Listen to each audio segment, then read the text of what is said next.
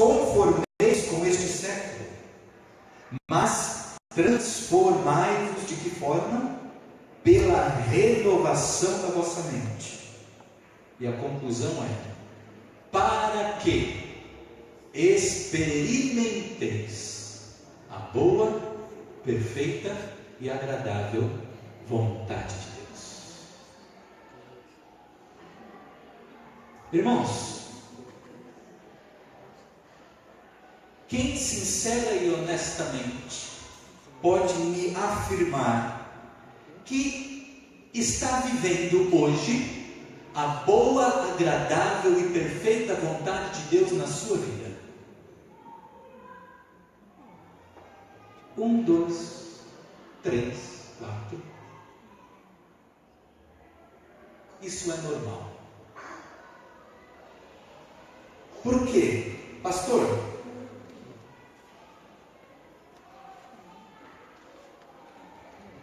a minha vida hoje está longe de ser boa, não está nada agradável e mais longe ainda de ser uma vida perfeita. Mas você viver a boa, agradável e perfeita vontade de Deus, este bom, este perfeito e este agradável não é para você, é para Deus. O que significa dizer que muitas vezes o que é bom, perfeito e agradável para Deus significa para você dores. O que é bom, agradável e perfeito para Deus significa para mim às vezes incômodo.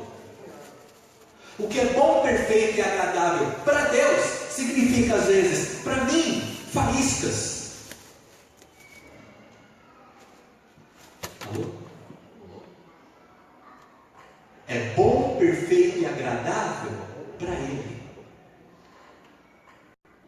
Não necessariamente e dificilmente para mim. Daí já começa às vezes a dificuldade da gente entender então qual é a vontade de Deus.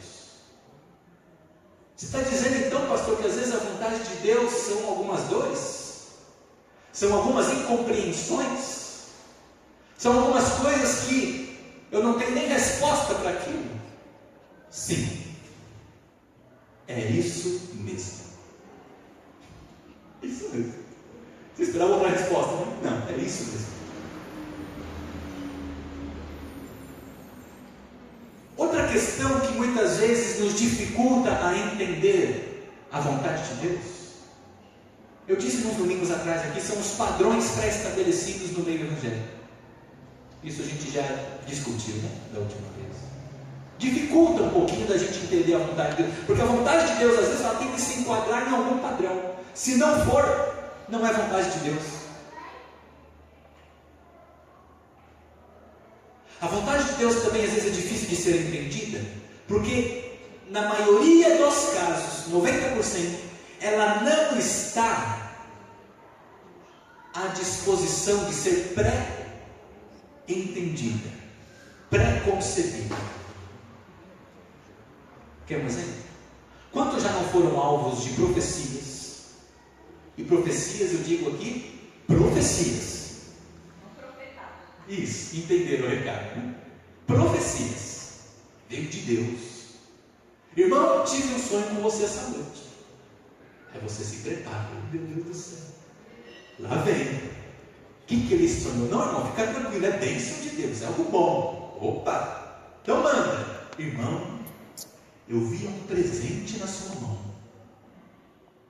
Eu via sobre você 3 estrelas. Eu via sobre você uma árvore que dava frutos. E aí, irmãos, começa-se, muitas das vezes, uma linguagem de simbologias que não te ajuda muito. Aí ele conta bem, esse foi o sonho, poxa, glória a Deus, que sonho legal, bacana.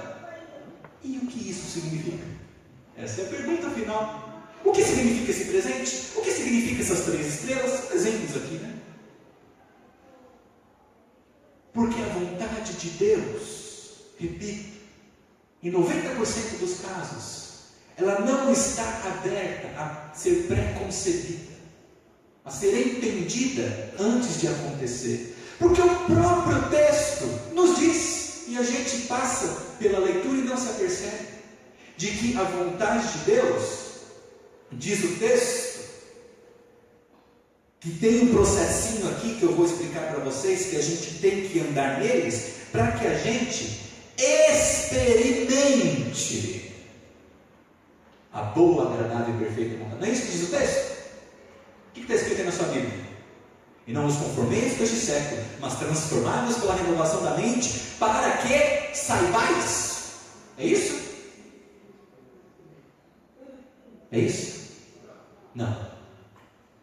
Para que experimenteis a vontade de Deus. Portanto, a vontade de Deus, ela não está à nossa disposição para ser pré-entendida, mas ela está à disposição para ser experimentada.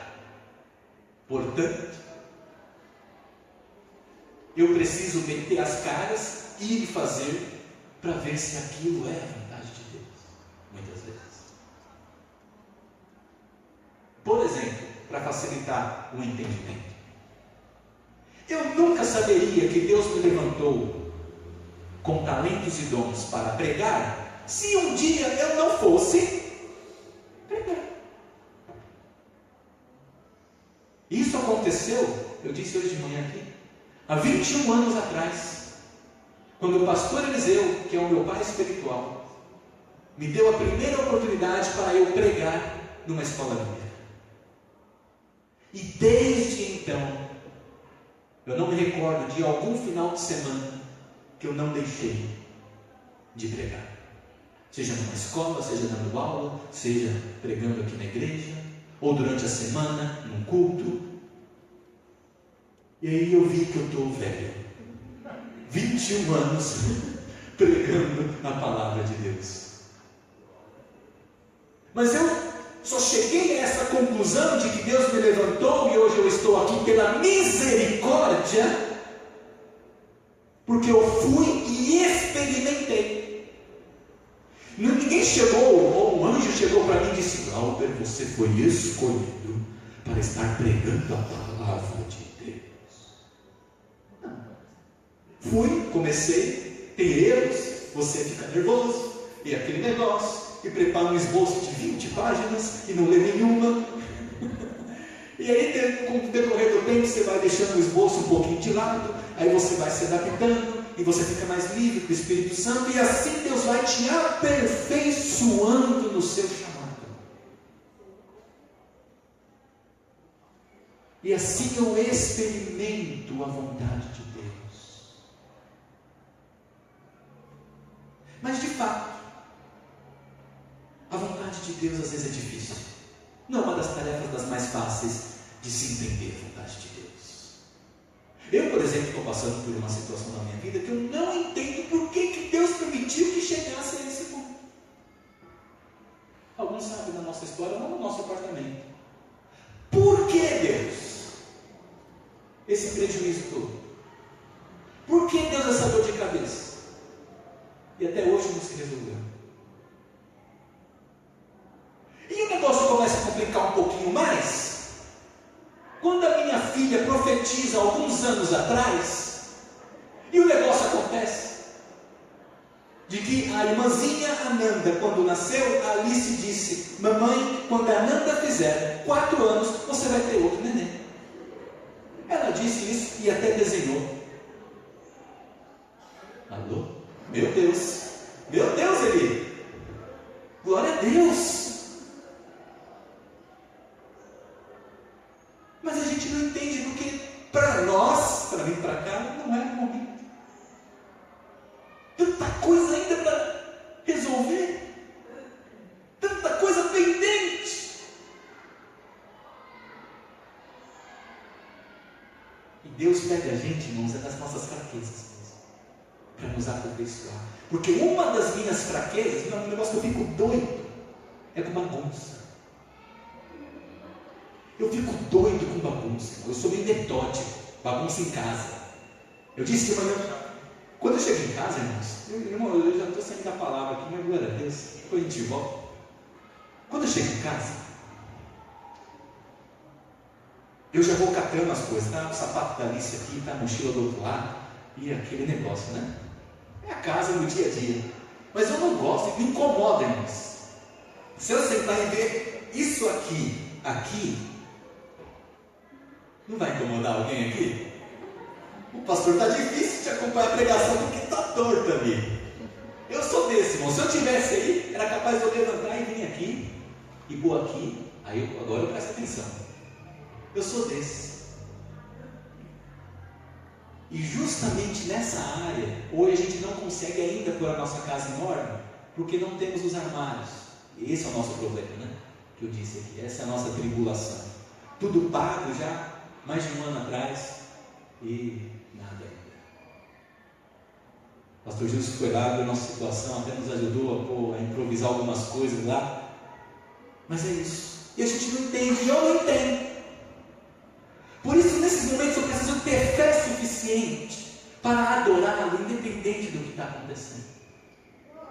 Porque ele não deixa de ser Deus por causa de um armáriozinho. Mas que eu não entendo, eu não entendo.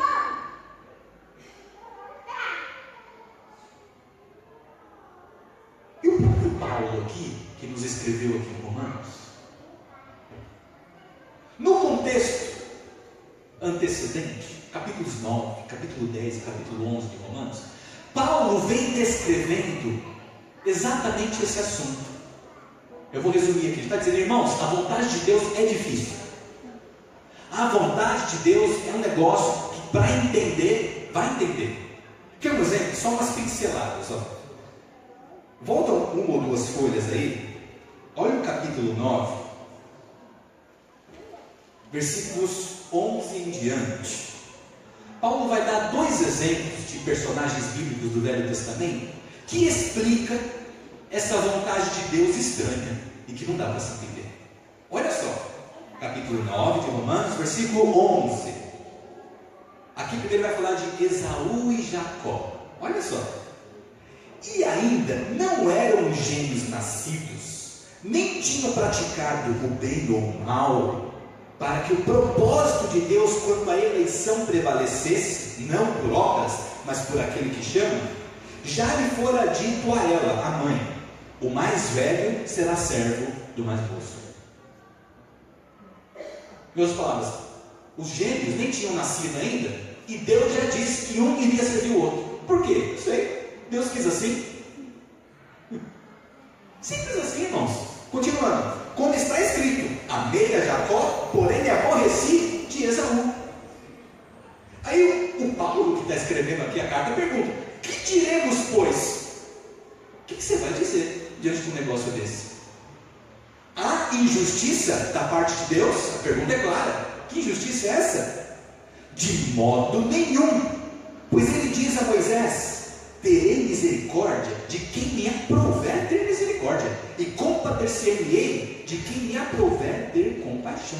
Assim, pois, não depende de quem quer ou de quem come, mas de usar Deus a sua misericórdia. Aí depois ele fala de um segundo personagem, versículo 17. Porque a Escritura diz a Faraó, para isso mesmo te levantei, para mostrar em ti, em Faraó, o meu poder, e para que o meu nome seja anunciado por toda a terra. Logo tem ele misericórdia de quem quer, e também endurece a quem lhe apraz. Esse é um texto que às vezes nem é pregado, porque o cara vai pregar isso e não sabe explicar. Que Deus estranho é esse, que se aborrece de um e do outro não, Esaú e Jacó, e que ele mesmo, diz o texto, levantou o Faraó e endureceu o coração de Faraó e deixou tudo aquilo acontecer para que o poder de Deus fosse manifestado. Deus estava por trás até do endurecimento do coração do Faraó. Vai entender a vontade de Deus. Não seria mais fácil amolecer o coração do Faraó, todo mundo ir, bonito, tranquilo, né? Depois, um pouquinho mais para frente, no capítulo 11, aí Paulo conclui no versículo 33 e 34 sobre essa vontade de Deus. Ele vem discorrendo sobre o assunto. Ele diz, capítulo 11, 33 e 34: ó profundidade da riqueza, tanto da sabedoria como do conhecimento de Deus!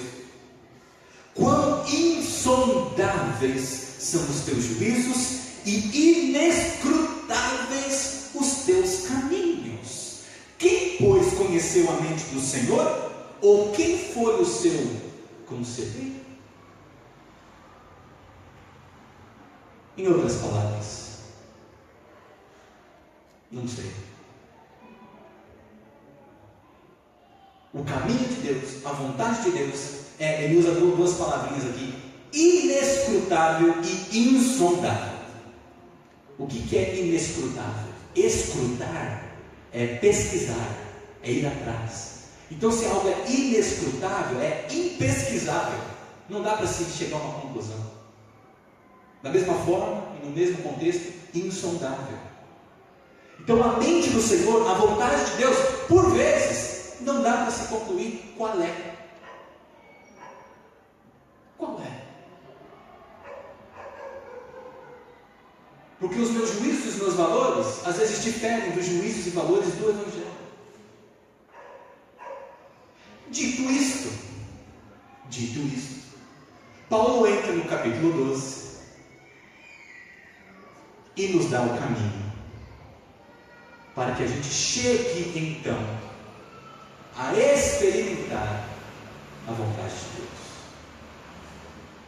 E qual caminho é esse? Primeiro, rogo-vos, irmãos, pelas misericórdias. Primeira coisa. Fala assim, primeira coisa. Para que a gente trilhe no caminho rumo à vontade de Deus, esse caminho ele é pavimentado pelas misericórdias. Não existe nenhum passo que eu dê na vida se não for pela misericórdia de Deus. Outros textos: as misericórdias se renovam a cada manhã. Porque se não fosse pelas misericórdias, já teríamos sido consumidos. Portanto, eu preciso ter consciência de que tudo é pela graça e pela misericórdia de Deus. Isso já me quebra qualquer tipo de orgulho, qualquer tipo de eu acho, qualquer tipo de que eu posso, qualquer tipo de que eu que fiz. Qualquer passo, eu preciso ter consciência de que é pelas misericórdias. Se Deus me deu algo bom, foi pelas misericórdias. Se algo ruim está acontecendo, também é por causa da misericórdia. Misericórdia, miseres, miséria, córdia, coração. O coração de Deus voltado para a miséria do homem. Rogo-vos, irmãos, pelas misericórdias de Deus. Então, primeira coisa, para que a gente chegue lá na frente a experimentar a vontade de Deus, primeira coisa, o caminho começa a ser percorrido, tendo consciência de que é tudo pela misericórdia. Ok, pastor, então eu vou começar essa caminhada.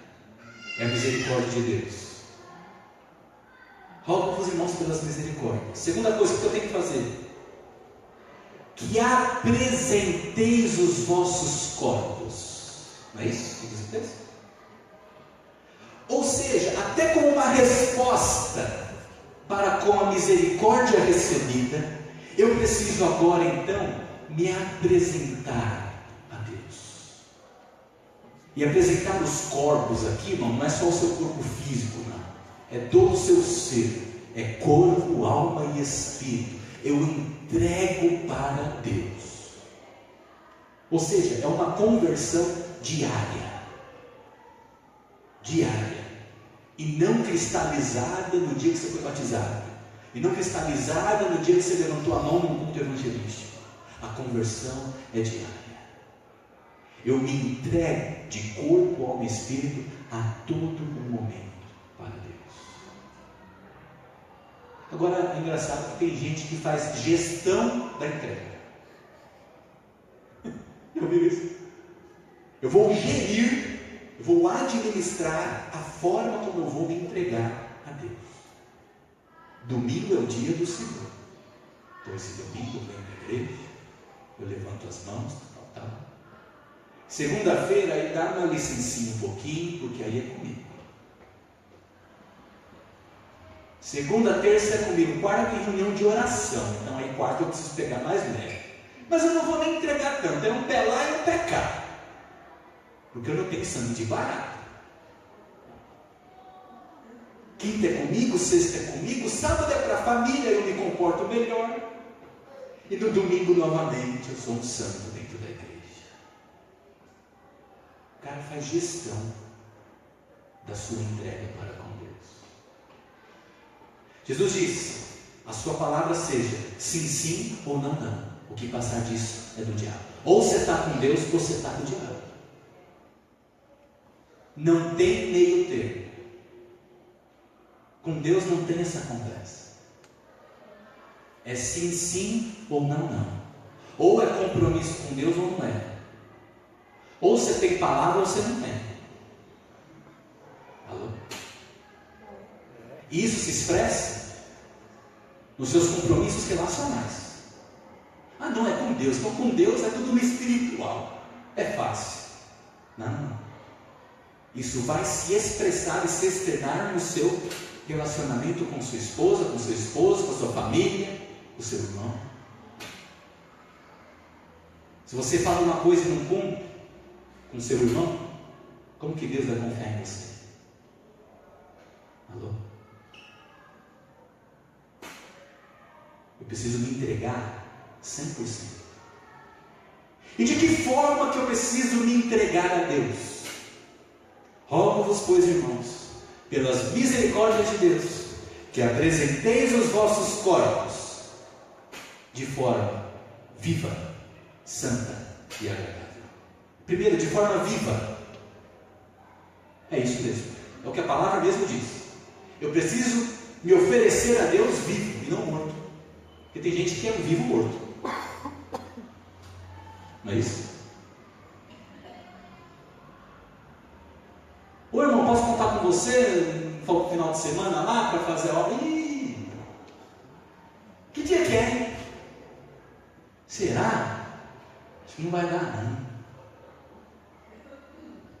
Tá bom, não, deixa para a próxima. Aí chega a próxima. Irmão, agora eu posso contar com você lá no trabalho? Ih, irmão, de novo? É um cara morto. Apresentei de forma viva, eu preciso me apresentar a Deus de uma forma motivada, com garra. Não é me apresentar a Deus dormindo. Desperta, ó tu que dormes. Agora, é difícil a gente se apresentar a Deus muitas vezes de forma motivada. Por quê? Tem tanta coisa que nos desmotiva, irmãos. É ou não é? É verdade. Eu estava meditando nisso e falei: Deus, eu mesmo preciso me apresentar ao Senhor de uma forma mais motivada, mais viva ainda. Porque às vezes você está meio morto, você está meio mais para lá do que para cá. E Deus requer de nós esse amor, né? Que é o que a gente sempre prega para dar os dízimos. É com alegria e com amor no coração. Do contrário, não vale nada. Então é essa entrega viva que a gente precisa ter para Deus. Só que muitas coisas nos desanimam.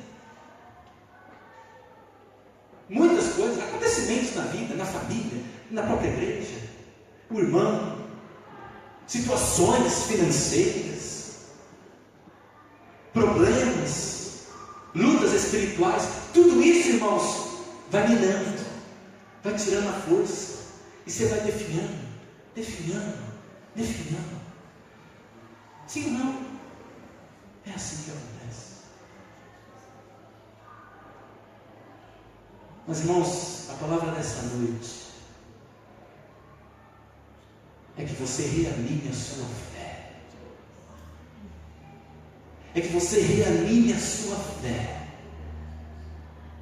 Porque Jesus mesmo disse, Ele não nos enganou: no mundo tereis aflições, mas tende bom ânimo. O que é isso? Fé, motivação para me fazer a obra de Deus. Tende bom ânimo, eu venci o mundo.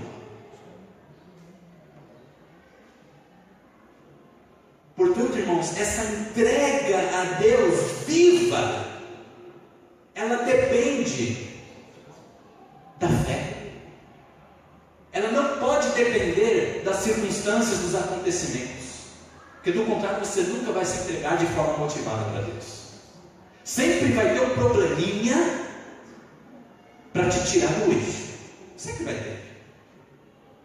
Quando você pensa que está terminando um, vem outro.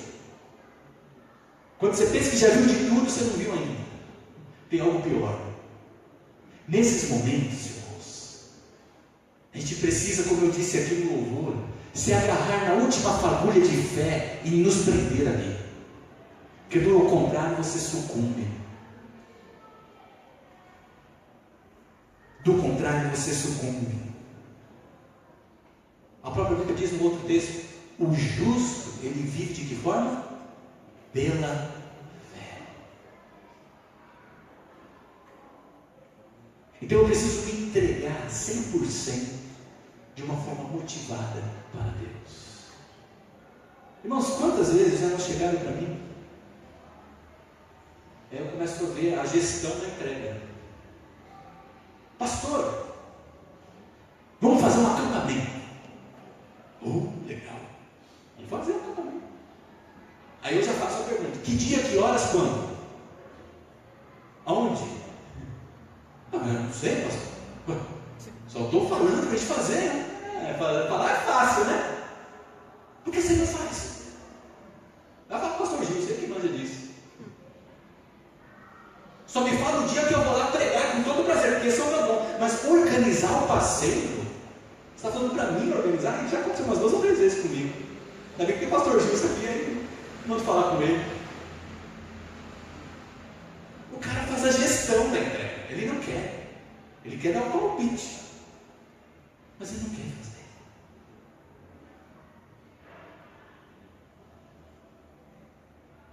Rogo-vos, irmãos, pelas misericórdias de Deus, que apresenteis os vossos corpos de forma viva. Eu estou pronto. Deus, faça-se em mim a tua vontade.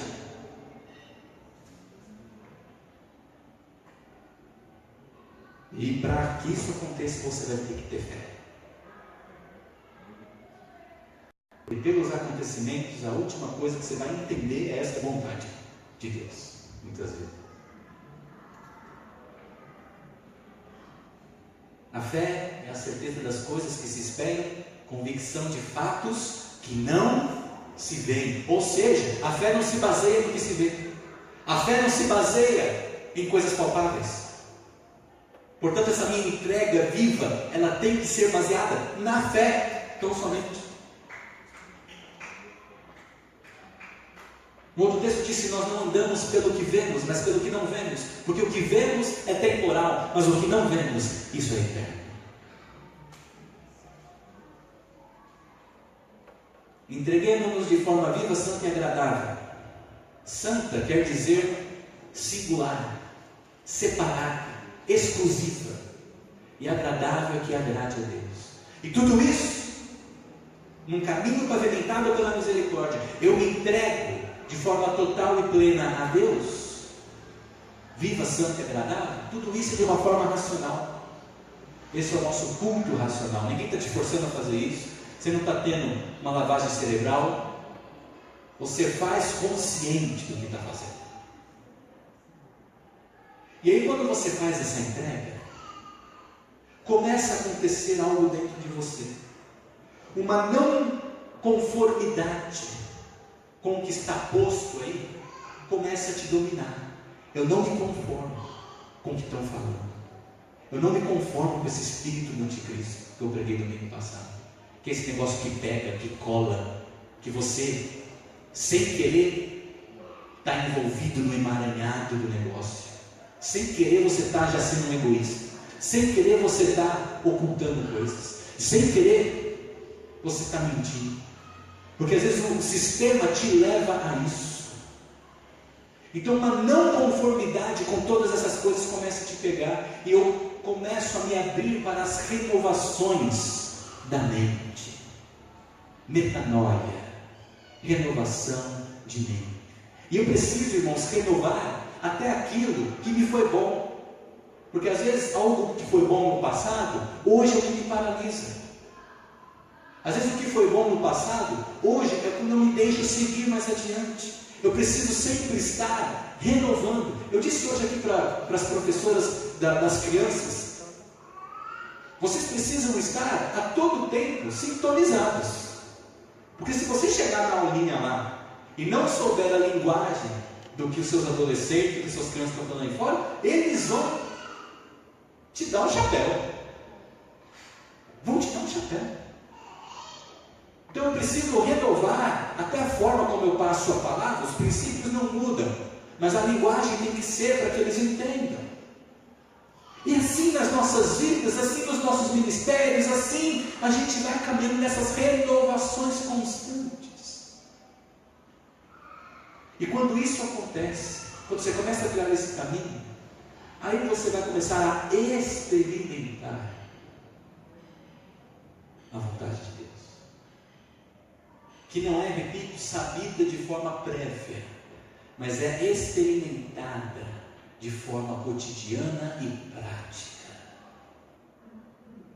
Tanto é, que a continuação do texto nos mostra isso, sobre a vontade de Deus. A continuação do texto nos leva a duas implicações para a gente encerrar dessa vontade de Deus. Primeira, que a vontade de Deus, ela é particular e não uma revelação industrial. Olha o que diz os versículos 3 a 8. Porque pela graça que me foi dada, digo a cada um dentre vós, que não pense de si mesmo além do que convém, antes pense com moderação, segundo a medida da fé que Deus repartiu a cada um. Porque assim como num só corpo temos muitos membros, mas nem todos os membros têm a mesma função, assim nós, conquanto muitos, somos um só corpo em Cristo, membros uns dos outros, tendo, porém, diferentes dons, segundo a graça que nos foi dada. Se profecia, seja segundo a proporção da fé. Se ministério, dediquemo-nos ao ministério. O que ensina, esmere-se no fazê-lo. O que exorta, faça com dedicação. O que contribui com liberalidade. O que preside com diligência. O que exerce misericórdia com alegria. Ou seja, a vontade de Deus começa a recair no processo de individuação. Um profetiza, o outro ensina, o outro preside, o outro serve. E assim a gente vai se aperfeiçoando na vontade de Deus para as nossas vidas. E às vezes, irmãos, esse processo de individuação, a gente precisa, às vezes, abrir mão de algo para Deus nos dar algo melhor. Não melhor, mas algo que Deus quer nos dar, e às vezes Ele não nos dá porque a gente está preso a uma situação ainda. Deus às vezes quer dar o melhor para você, mas às vezes você ainda está preso em algo que é bom, não é errado, mas você precisa renovar a mente, porque tem algo a mais. Tem algo a mais. Mas para que você chegue nesse mais, nessa vontade boa, perfeita e agradável, eu preciso me renovar. Eu preciso entender que esse processo, ele vai confirmando o meu chamado, o meu dom, o meu talento, e eu vou o aperfeiçoando. E mais do que isso, para a gente encerrar, a vontade de Deus, no decorrer do texto, ela nos é revelada não como um oráculo mágico, mas como um modo de vida e de existir. A vontade de Deus nos é revelada não como um oráculo mágico, mas como um modo de existir, que é quando se diz do 9 em diante, O amor seja sem hipocrisia. Detestem o mal, apeguem-se ao bem. Amai-vos cordialmente uns aos outros com amor fraternal, preferindo-vos em honra uns aos outros. No zelo não sejais remiços, sede fervorosos de espírito servindo ao Senhor. Regozijai-vos na esperança, sede pacientes na tribulação. Não está falando qual tribulação, em todas as tribulações. A vontade de, qual é a vontade de Deus, pastor, para a minha vida que eu estou passando por essa tribulação? Sabe qual é? Seja paciente.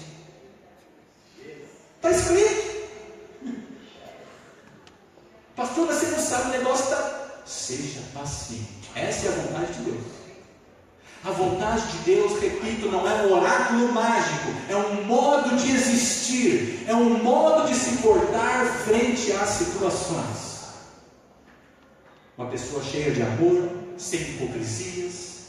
Se tem tribulação, paciente na tribulação. O que mais que diz o texto? Regozijando-se na esperança, sendo pacientes na tribulação, perseverantes na oração. Essa é a vontade de Deus. Perseverantes na oração.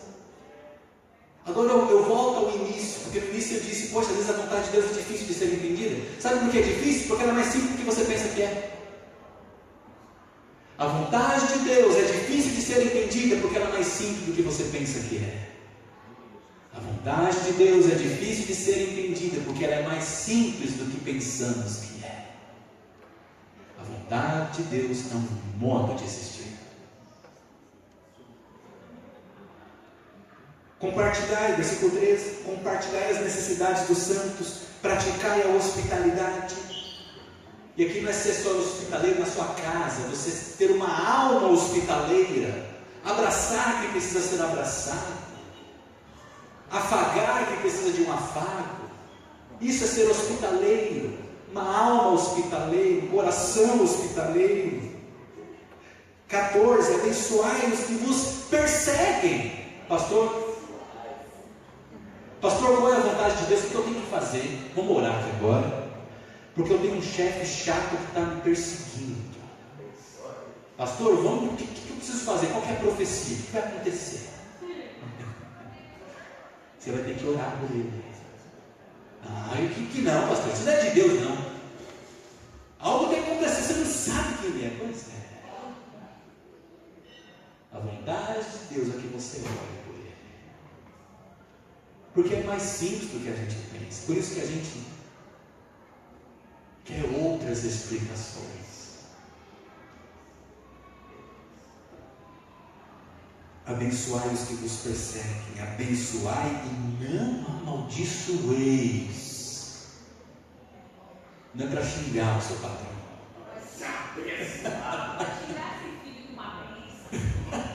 Mas aí, o seu espírito está amaldiçoando, porque não é só o português. Deus não olha o exterior, Deus olha aqui dentro. É mais difícil. Não é só verbalizar, é a motivação. Aí a gente volta lá, a gente tem que se entregar a Deus de uma forma viva, sincera, honesta. Deus, eu vou abençoar o meu chefe.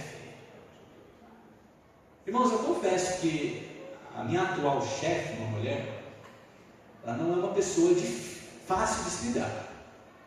É difícil. É uma abençoada. Tanto é que ela estava de férias mês passado e o negócio flui. Ela voltou, meus irmãos, parece que voltou o climão, né? Mas você sabe, irmãos, que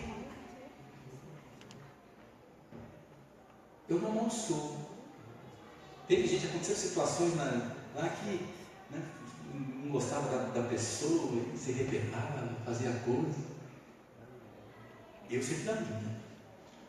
Não vou me envolver. Deus abençoe ela, respeito aonde ela chegou, inclusive, porque foi com muito esforço e tal. Você tem que olhar por esse lado, né? E não é, irmãos, que Deus começa a nos honrar quando a gente tem essa postura?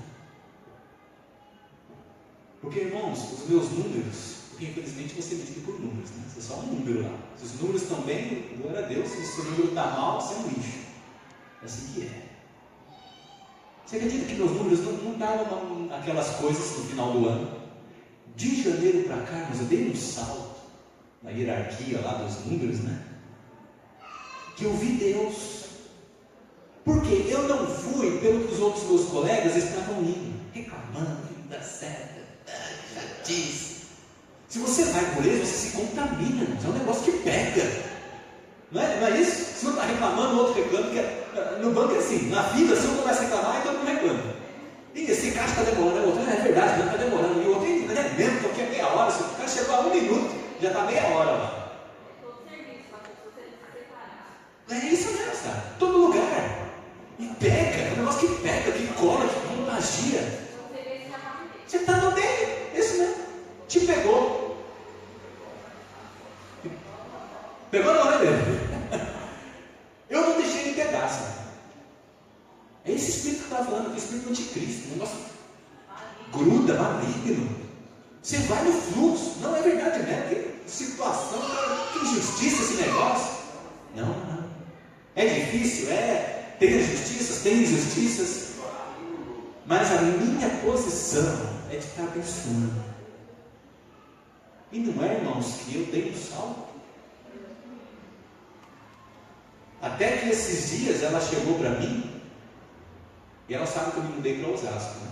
E eu tinha pedido para ela, chefe, tenta me transferir aí, né? Mais perto de casa. Tá? Aí esse dia ela chegou para mim e falou, olha, aquela situação ainda está valendo? Eu falei, claro que está. Mais perto de casa. Mas ela falou assim, mas você quer se limitar a isso? Por quê?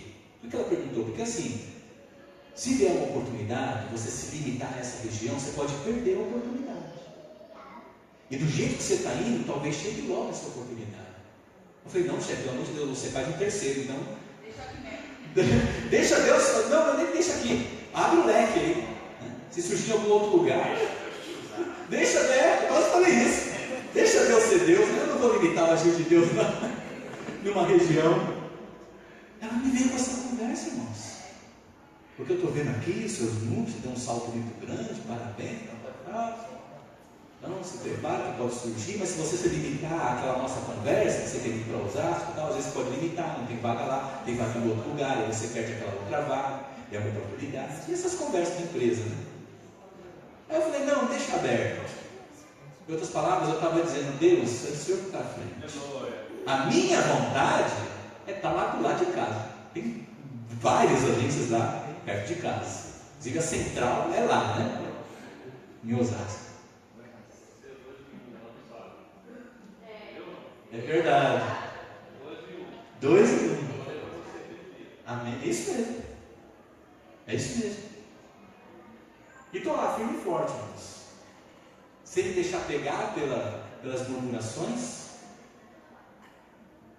e deixando a vontade de Deus prevalecer sobre as minhas vontades. E se Deus for algum lugar longe? Vamos lá? É bom, perfeito e agradável para ele. Às vezes não pode ser a princípio para mim. Mas Jesus disse aos discípulos numa determinada situação: vocês não estão entendendo nada do que está acontecendo hoje, entenderás amanhã. Tem gente que não está entendendo nada do que está acontecendo hoje. Como eu não estou entendendo por que até agora meus armários não chegaram. Entenderei amanhã. Isso. Amanhã eu vou entender qual é o propósito de Deus. Porque aqueles que amam a Deus, todas as coisas cooperam para o bem. Se eu amo a Deus, todas as coisas, é coisas boas e ruins. Romanos 2, isso mesmo. Está dentro do contexto aqui. Então, irmãos, qual é a vontade de Deus? É que você ame mais. Só para terminar a leitura. Versículo 15. Alegrai com os que se alegram e chorai com os que choram. Isso aqui acaba com as invejas.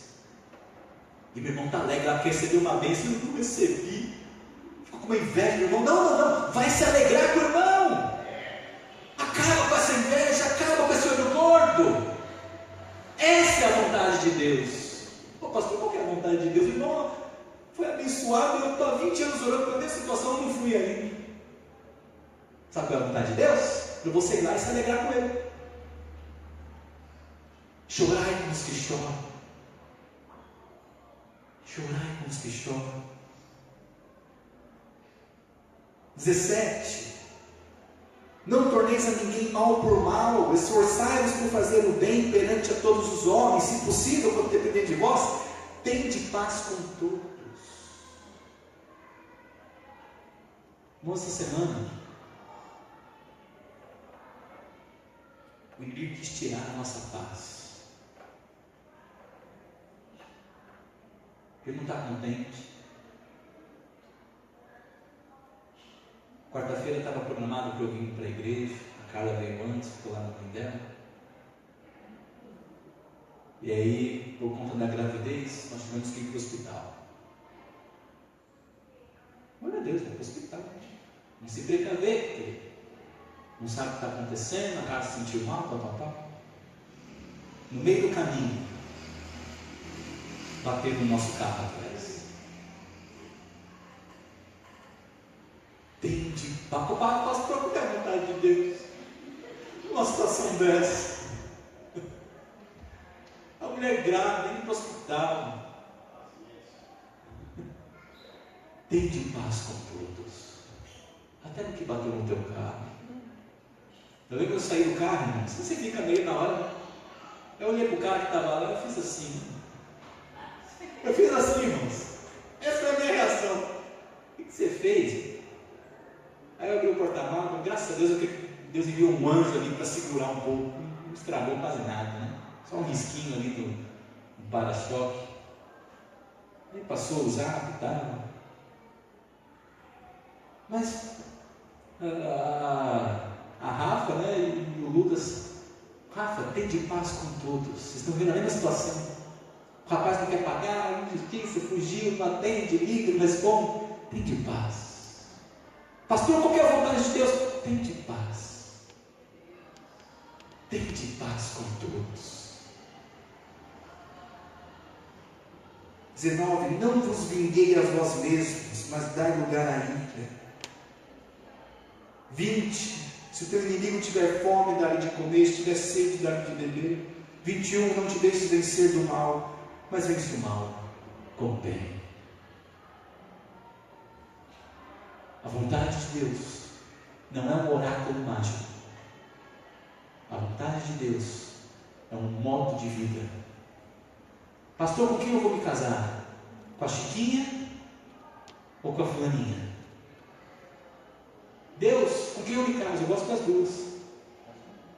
Deus não vai te responder isso. Com quem quer que você se casar, com a Chiquinha ou com a fulaninha, você tem que ser fiel. Essa é a vontade de Deus. Você tem que amá-lo. Você tem que respeitá-lo. Você tem que suprir as necessidades. Você tem que perdoar. Você tem que abrir. Essa é a vontade de Deus. Ele não vai te falar que é com a Chiquinha ou com a fulaninha.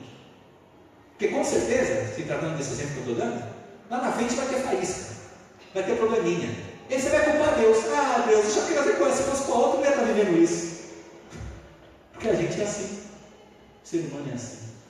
Portanto, independente de quem você case, independente do emprego que você tenha, independente da situação que você está vivendo, seja qual for a tribulação, tende paz com todos, seja amoroso.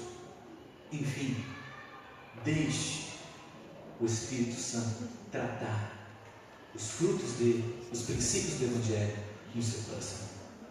Essa é a vontade de Deus para aquilo que você está passando. Amém? Feche seus olhos. Pai, em nome de Jesus,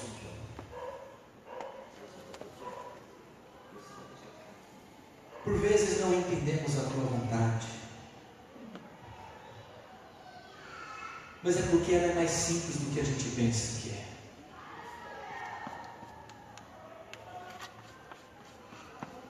Na tribulação, paciência. Em meio a lutas e a dificuldades, te adorar em espírito e em verdade. Frente aos meus inimigos que me perseguem, orar por eles. Em nome de Jesus, que cada um aqui possa trilhar este caminho que nós aprendemos nessa noite. Começando com as misericórdias que vão nos invadindo e se renovam a cada manhã. E dessa forma eu vou, como resposta até a misericórdia que me alcança, eu me entrego ao Senhor de forma viva, santa e agradável. Isso de uma maneira racional, ciente do que eu estou fazendo. Eu quero me entregar por completo. Eu não quero fazer gestão dessa entrega, porque o Senhor é quem sabe o melhor para mim. Quantas vezes eu quis gerir e passei à frente e me dei mal, porque eu não pus o Senhor à frente da situação, porque a minha entrega não estava sendo viva, não estava sendo 100%, estava sendo metade, 50%.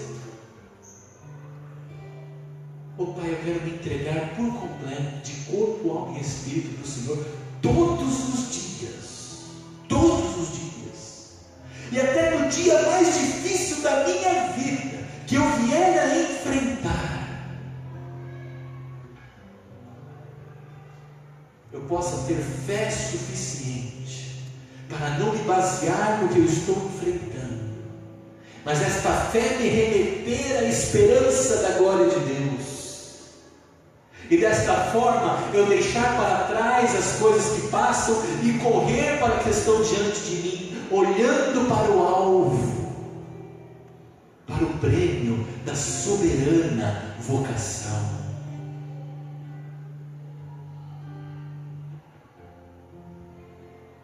Sendo assim, uma não conformidade com o que me é pregado toma o meu coração, e eu não me conformo com o aeon, com esse espírito, com esse fluxo que quer me pegar aí fora, mas eu me abro diante do Senhor para as renovações, para as atualizações que o Senhor quer fazer em mim, para as novas revelações, para novos tempos, para novas formas, para novos modos. Eu vou me renovando na Tua presença. E assim, eu vou vivendo a boa, perfeita e agradável vontade de Deus, que é boa, perfeita e agradável para o Senhor. Mas eu tenho certeza de que todo o caminho do Evangelho, de que estou trilhando o caminho rumo ao alvo. Dessa forma, o dom e o chamado específico que o Senhor tem para mim, ele vai se aperfeiçoando, porque quem tem profecia, esmere-se nisso, quem ensina, faça com zelo, quem preside com cuidado, e assim eu vou me atualizando e me especificando naquilo que o Senhor tem para mim, e eu vou tratando o meu próximo e as situações conforme os princípios do Teu Evangelho. Se numa tribulação, perseverança. Se alguém que me persegue, orando por ele.